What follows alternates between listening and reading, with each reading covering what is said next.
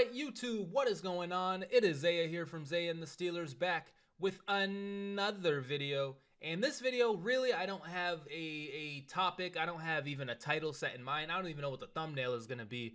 But Steelers Twitter is literally a war zone at the moment. And it's been like this for a little bit. I've been kind of monitoring the situation, kind of trying to play both sides. But you know, that me doing that, it's led to a full-scale war. Everybody's at each other's throats. Everybody just hates each other. Nobody wants the Steelers to win. Everybody wants the Steelers to win. I just don't get it. And at that same time, while all of this is happening, George Pickens he's still just liking posts on Instagram, allegedly. I don't know if this is confirmed, but it appears that this post is like something to do with Kenny Pickett getting injured. It says Kenny Pickett versus the Arizona Cardinals, and then I don't know, eventually he's hurt. Bigfoot action right there. But one issue, aka George Pickens, has liked the tweet. Really, this isn't even going to be a video about George Pickens liking the tweet, or I'm sorry, liking the picture. But this isn't his first incident, I guess, of like liking some negative thing about the Steelers, and maybe some negative thing about Kenny Pickett too, specifically. It's not his first time doing this and like being caught doing it or whatever. Man, I don't know. I love George Pickens. It's really hard for me to come on here and just blast him. However, I do know like what this typically leads to. I do know that like the way the Steelers handle wide receivers, the way the Steelers handle their organization, at least at one point, you know, unless you're putting up A/B level numbers, it's not going to be a good time. But the caveat to that is we're not even close to anybody putting up A/B numbers. We're not even close to putting up JV football numbers on offense. So once again, it leads to a polarizing situation of like, is George Pickens right? Is this offense just horrible? I don't know. There is no situation though where George Pickens is right and he should just be liking posts like this. I'm also realizing that this just foot is on the screen for this long. I apologize for that, but it just that is the video. Really though, George Pickens, like, he shouldn't like posts like this. I understand he's frustrated, but it just leads to like people seeing you like it, and then like now it's like, does George Pickens hate Kenny Pickett? Do we need to trade George Pickens? Do we need to trade Kenny Pickett? And after, we'll get to it, after like all of the situations that have happened this year, I don't necessarily think we need to trade George Pickens. However, you know, we got to lock it back in. I understand the frustrations, but we can't be liking posts like this. At the end of the day, we can't be liking posts like this, George. Like, what are we doing? Kenny Pickett is a warrior. He's giving all he can for the team. You know, sometimes he gets hurt. It happens. But yeah, we can't be liking posts like this. But like I said, this really wasn't the main point of this video. I did just kind of want to bring it up since it is a story or whatever. The main post of this video is just to kind of talk about the various Twitter accounts on Steelers Twitter, and just to kind of see like what they're on right now at this current juncture. And so we got a tweet up from Blitzburg. Blitzburg, they're like a news source. Like, I don't think they're officially locked in, but they're like Zaya&TheSteelers times 1,000, because like they just kind of they post articles about the Steelers, essentially. Like, they post news and articles about the Steelers. They're not officially affiliated with the Steelers, but like they're officially affiliated with Twitter. You know? So they are should the Steelers trade away Mike Tomlin this offseason? And now this is from an article from Post Gazette. However, if you do go to Blitzburg's page and you kind of look at it, they're not too happy with the results of the Steelers season so far. And they aren't the only people talking about should we trade Mike Tomlin, man. So like, not only do we have to fire him, but we have to trade him. We have to get some assets for Mike Tomlin. That begs the question of who is trading Mike Tomlin. That begs the question of what could we get for Mike Tomlin. That begs the question of who's going to be the coach after Mike Tomlin.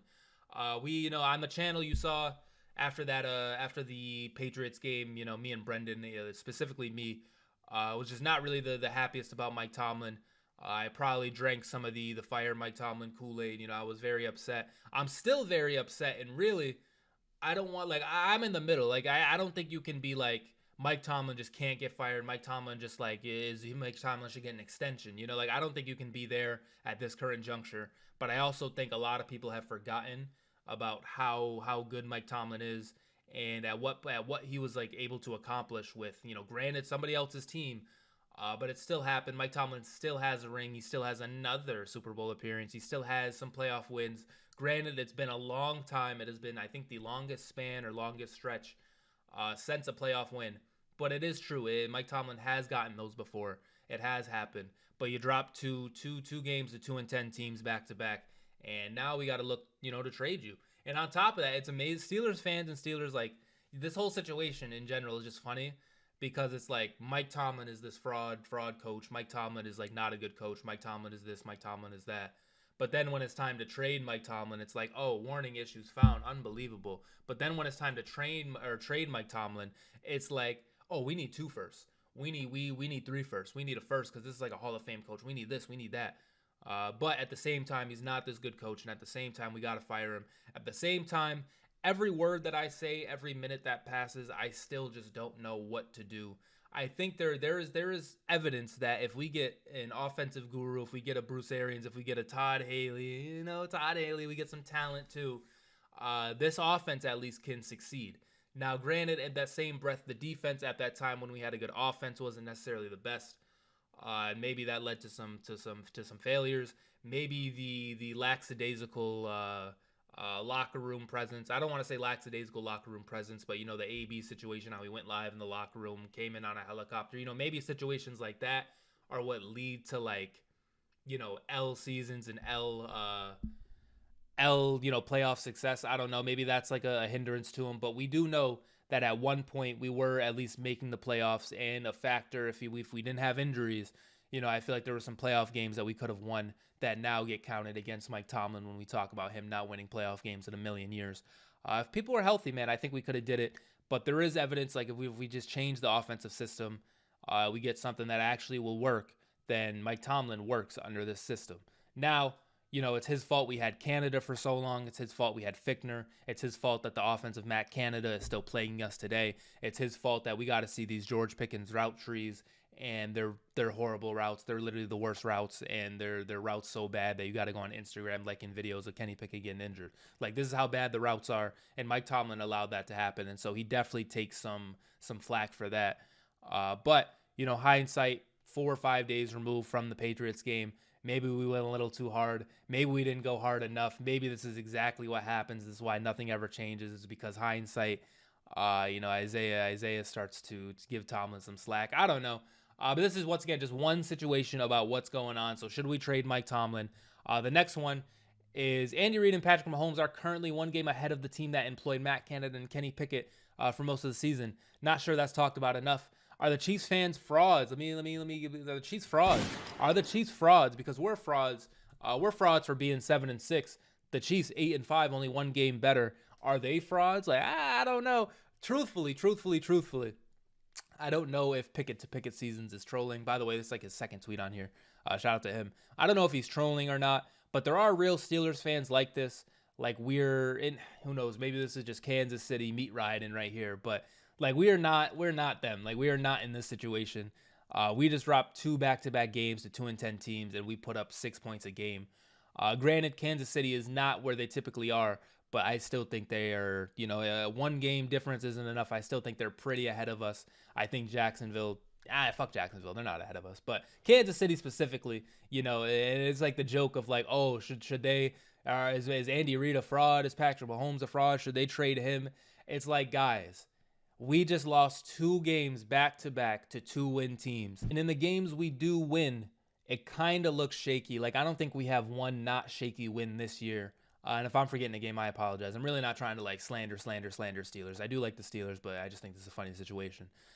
We in the games we win, it's not even, it's just not even the same situation. Really, I shouldn't even give this tweet that much, credit or hype, but it just leads to people who, it leads to people being upset that people are upset about the Steelers, people put up this graphic and see, all we got to do is get there. See, we're right there. And maybe, maybe that is true. Maybe we are right there and all we need is the chance and we just got to get there.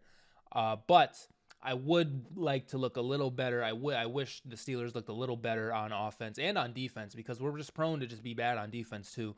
Gave up 3 straight touchdowns to New England in the first half last game. Granted, didn't let any more points happen after that. But 3 touchdowns to a team that fucking couldn't score a touchdown for 3 straight weeks before us. It's just rough, man. It's just rough. And so not exactly this tweet, not specifically this tweet, but there are the people that put up our record and it's see, we're right there. We got a chance, blah, blah, blah, blah, blah. Maybe, man. Not too much on the Steelers. If we do get there, we do have a chance for the Super Bowl. I'll say it. But I don't know, man. Just right now, it's a little spooky out there. But I do want to bring up now.